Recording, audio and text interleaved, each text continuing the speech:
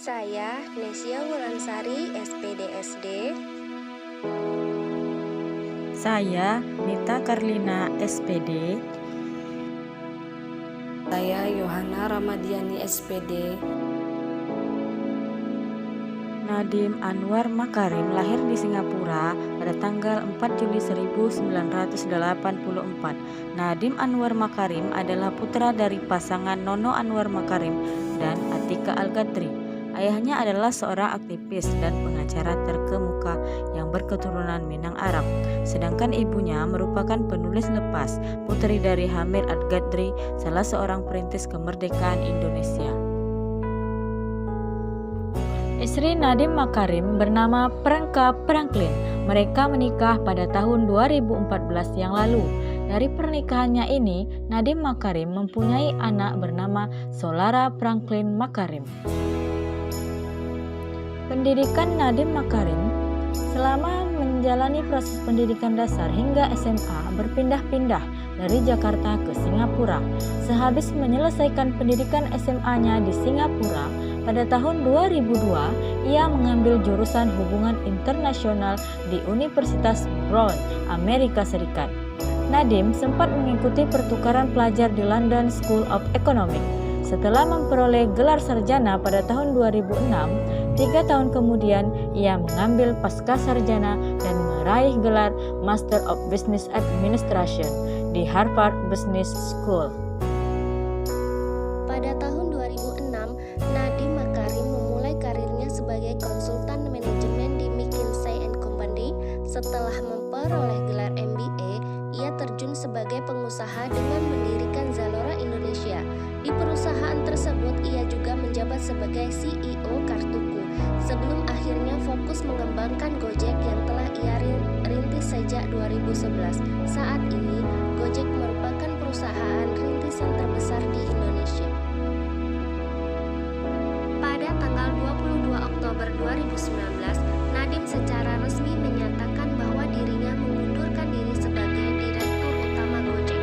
Pada tanggal 23 Oktober 2019, Presiden Joko Widodo mengumumkan kabinet menterinya dengan Nadiem Anwar Makarim sebagai Menteri Pendidikan dan Kebudayaan.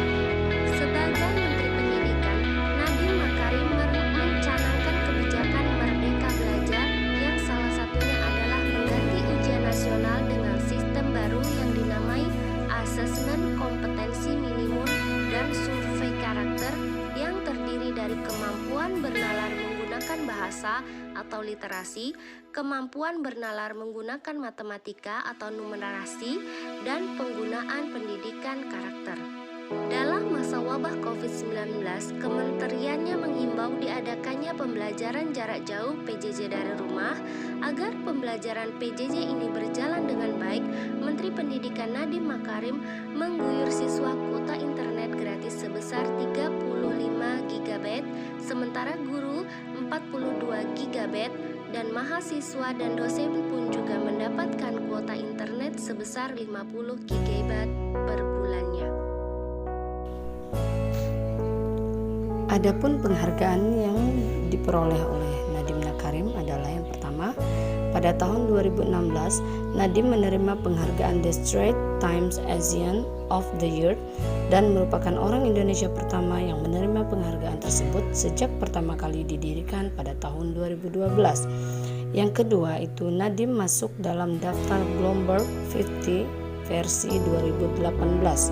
Yang ketiga, pada Mei 2019, Nadiem menjadi tokoh termuda se-Asia yang menerima penghargaan Nikkei Asia Prize ke-24 untuk inovasi ekonomi dan bisnis. Yang keempat adalah pada tahun 2017, Gojek masuk ke dalam Fortune Top 50 Companies That Changed the World dan mendapatkan peringkat 17.